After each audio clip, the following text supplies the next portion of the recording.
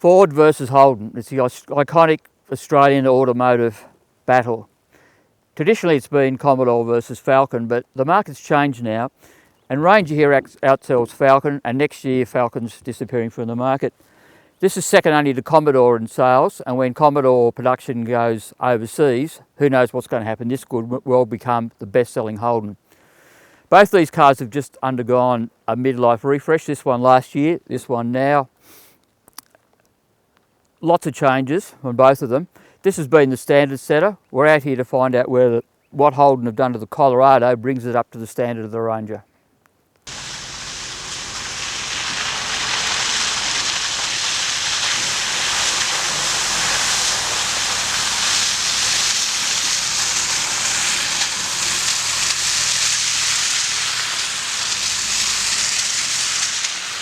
We're driving the Ford Ranger here. This vehicle was updated mid-generation in 2015. Quite a few changes. I mean, one of the main ones was the adoption of electric power steering, which gives a wonderfully light steering effort at low speeds, but good feel at highway speeds. Ford also tweaked the fuel injection system, put a new low inertia turbo in it, which makes the thing a lot more responsive at low RPM than what it was. Same maximum power and torque, but just better off the bottom end, better off idle. A lot of ways this ute's the gold standard of ute. It really doesn't do anything wrong, and it does an awful lot of things very right. The 5-cylinder engine's the biggest one in the class. It's 3.2 litres. Being a 5, it's got a sort of bit of a offbeat, sort of lazy gait to it, which is sort of quite endearing compared to a 4-cylinder engine. And having that extra capacity means lots of torque at low RPM. It's always low revving, does the job without any effort whatsoever. Chassis got a good feel to it too. A lot of the time, except when you hit a big bump, you'd hardly know you're driving a ute. You'd think you're just driving a well-sorted four-wheel drive wagon. So yeah, look, really hard to beat, and Ford did a good job right from the start, and when they tweaked it in 2015, they made it an even better ute.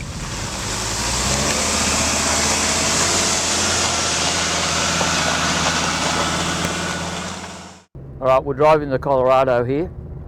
This car came out in 2012. To tell the truth, it wasn't the sharpest tool in the toolbox. The engine was good. I mean, most of the performance aspects of the car were good, but refinement was pretty ordinary. I mean, the engine was a bit rough and noisy, and some wind noise and other sort of refinement issues. To Holden's credit, they've pulled the thing apart, changed all sorts of things. They changed the location of the balance shafts in the engine, new engine mounts, new transmission mounts, new torque converter for the automatic gearbox, new body mounts, suspension changes, added electric power steering, and they've really transformed the car. It's gone from being a tail-end performer to one of the better utes in the class. What's particularly impressive is the performance. It's only a 2.8 litre engine, but claims 500 newton metres of torque, which is as good as you get in the class. As a result, the acceleration's good. Chassis is nice too. They've done a nice job of calibrating the electric power steering. As I said, man, Holden's engineers have done really a very respectable and worthwhile job to make this thing a far, far better car than what it was.